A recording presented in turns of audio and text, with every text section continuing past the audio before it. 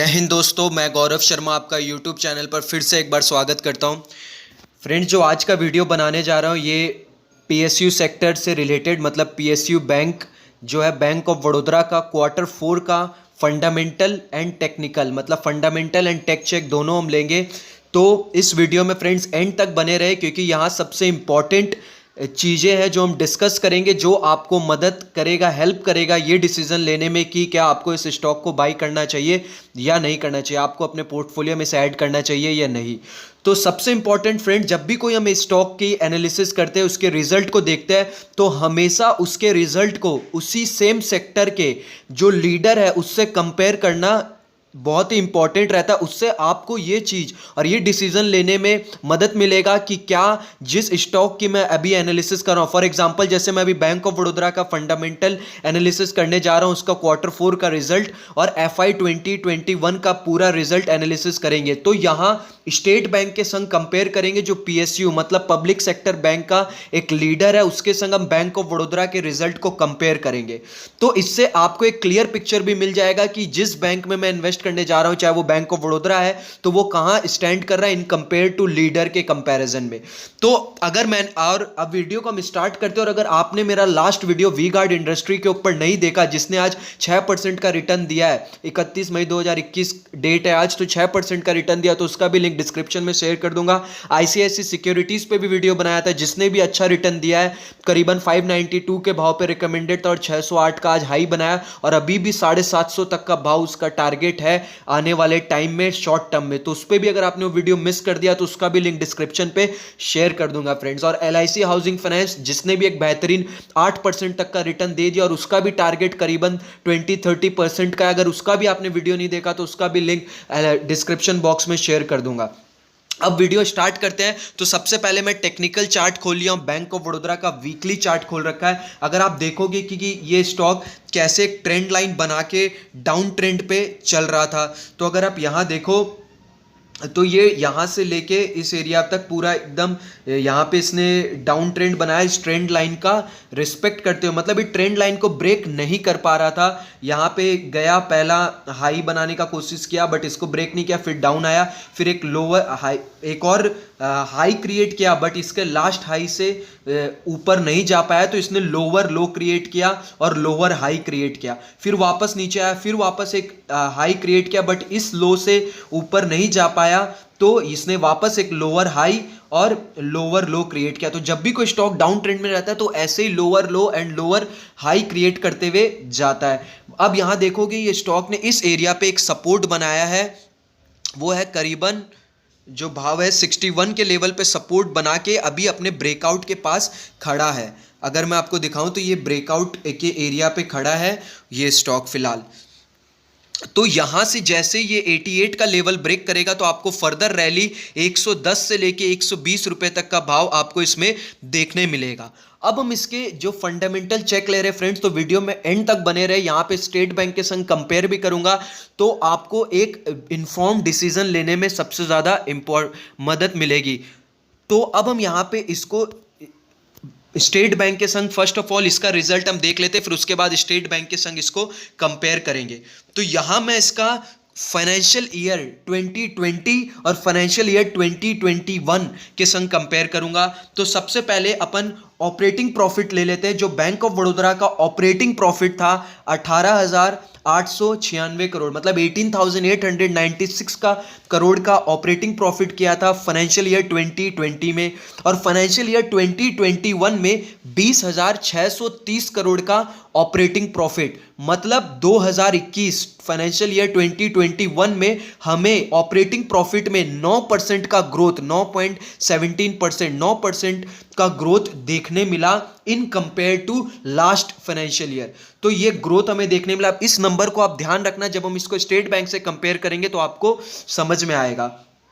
अब मैं अगर प्रॉफिट बिफोर टैक्स की बात करूं तो लास्ट ईयर बैंक ने लॉस पोस्ट किया था बिकॉज जो प्रोविजनिंग थी एनपीए की, नॉन परफॉर्मिंग एसिड्स की, वो 16,405 करोड़, उसके वजह से profit before tax minus 1802 crore का नुकसान दो बैंक ने पोस्ट किया। और नेट प्रॉफिट अगर मैं देखूं तो करीबन 546 का नेट प्रॉफिट बैंक ने किया।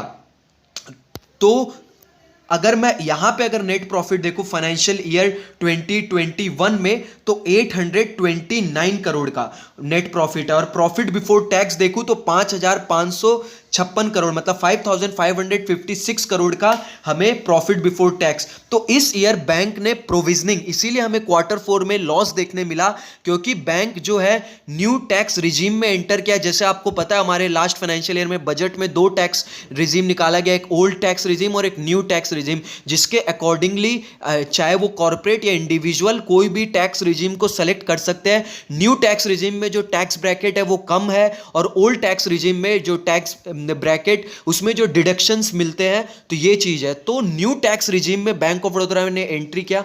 अब मैं इसके ऊपर, आप चाहते हो कि एकदम पूरा डिटेल्ड वीडियो बनाओ न्यू और ओल्ड टैक्स रिजीम पे, तो आप कमेंट बॉक्स में कमेंट करो, तो उस पर डिटेल्ड बनाऊंगा वीडियो।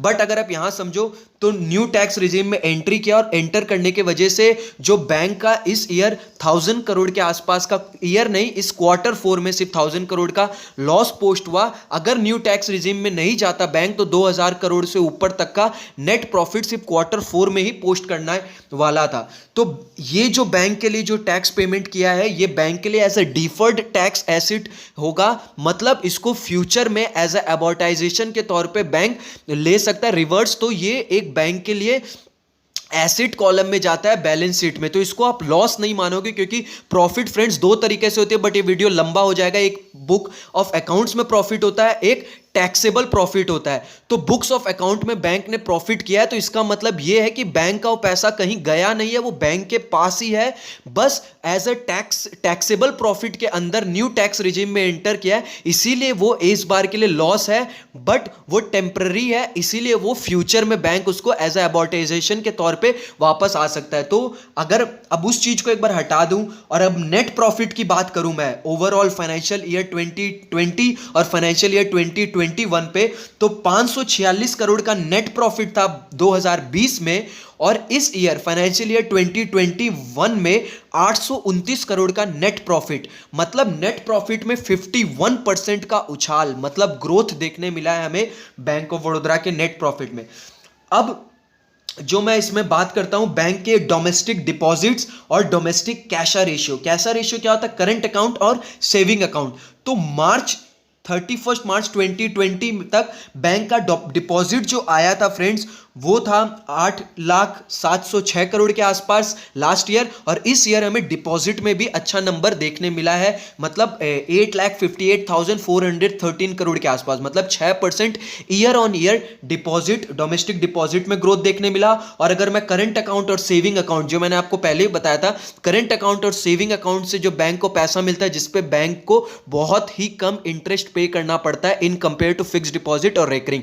तो अगर बैंक को कम रेट पे कम इंटरेस्ट पे करना पड़े और उसको कम ब्याज दर पे पैसा मिले, तो बैंक अपने कस्टमर को भी होम लोन कम रेट पे दे सकता है और पर्सनल लोन पे ज्यादा इंटरेस्ट कमा सकता है। तो इस पे ज्यादा डिटेल में नहीं जाएंगे। तो बैंक ने कैशा रेशियो जो है बैंक का लास्ट ईयर 3,15,090 मतलब 3,15,951 करोड़ के आसपास का डिपॉजिट आया था, और इस ईयर 3,68,000 करोड़ के आसपास तक का, मतलब 16% का इसमें हमें उछाल देखने मिला। अब मैं CAR कैपिटल एडिक्वेसी रेशियो की भी बात करूं, जो मैंने आपको बताया मिनिमम 12% से ऊपर होना चाहिए, और इस ईयर बैंक का कैपिटल एडिक्वेसी रेशियो 14 मतलब 15% के आसपास 14.99। तो ये बहुत ही अच्छा नंबर है। कैपिटल एडिक्वेसी रेशियो जितनी अच्छी हो, मतलब बैंक फाइनेंशियली उतना मजबूत है और उतना सक्षम है लोन देने के लिए। तो अगर ये 12% से ऊपर हो तो एक अच्छा नंबर माना जाता है, 12 से 13, तो यहां 15% का है। और अब बैंक की अगर क्रेडिट कॉस्ट की बात करूं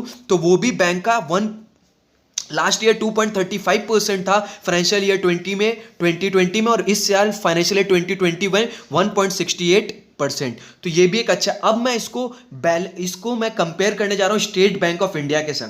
तो तो स्टेट बैंक ऑफ इंडिया का ऑपरेटिंग प्रॉफिट है फाइनेंशियल ईयर में 68,000, फाइनेंशियल ईयर 2020 में 68,133 करोड़ का, और फाइनेंशियल ईयर 2021 में जो नेट ऑपरेटिंग प्रॉफिट निकला वो था 71,554 करोड़। तो बैंक का जो लास्ट ईयर के कंपैरिजन में इस ईयर जो प्रॉफिट किया उसमें 5% का ईयर ऑन ईयर ग्रोथ देखने मिला, बट बैंक ऑफ बड़ौदा के मामले में 9% का ईयर ऑन ईयर ग्रोथ देखने मिला। मतलब बैंक ऑफ बड़ौदा ने इन कंपेयर टू प्रॉफिट के मामले में स्टेट बैंक से अच्छा ग्रोथ दिखाया है। और अगर मैं प्रॉफिट आफ्टर टैक्स की बात करूं तो last year state bank of India ने फाइनेंशियल ईयर 2020 में 14,888 करोड़ मतलब 14,488 करोड़ का नेट प्रॉफिट पोस्ट किया था, और इस ईयर 20,410 करोड़ मतलब 20,410 करोड़ का नेट प्रॉफिट पोस्ट किया है। तो ये हमें ईयर ऑन ईयर 40% का ग्रोथ देखने मिला, बट यहीं बैंक ऑफ बड़ौदा में 51% का हमें ईयर ऑन ईयर ग्रोथ देखने मिला था। तो यहां मैं आपको ग्रोथ की बात करूं तो ग्रोथ हमें अच्छा देखने मिला। तो ये कुछ चीजें हैं, कुछ नंबर है फ्रेंड्स जो मैंने आपको बताया, और ये एक रिजल्ट आपको मैंने कंपेयर करके बताया है। और अगर मैं दोनों बैंक की अगर एसेट क्वालिटी की बात करूं तो एसेट क्वालिटी भी इंप्रूव्ड हुई है in compare to last financial year. तो यहां से पीएसयू बैंक जो है एक अच्छा इंप्रूवमेंट दिखा रहा है, और बैंक ऑफ बड़ौदा और स्टेट बैंक यही दो दिग्गज और जिनके पास अच्छा मार्केट शेयर और एक लीडर है, दोनों है। और ये दोनों का मैंने एनालिसिस करके भी आपको बता दिया, और बैंक ऑफ बड़ौदा में भी बता दिया कि कैसे इंप्रूवमेंट देखने मिले, जिसके थ्रू आप अपना एक इन्फॉर्म डिसीजन ले सके। आप चाहते हैं इस तरह के वीडियोस कंटिन्यूसली आपके लिए लाता रहूं तो चैनल को सब्सक्राइब करें, वीडियो को ज्यादा से ज्यादा शेयर एंड लाइक करें, जिससे मुझे भी मोटिवेशन मिलेगा आपके लिए इस तरह के वीडियोस कंटिन्यूसली लाने के लिए। थैंक यू फ्रेंड्स, जय हिंद।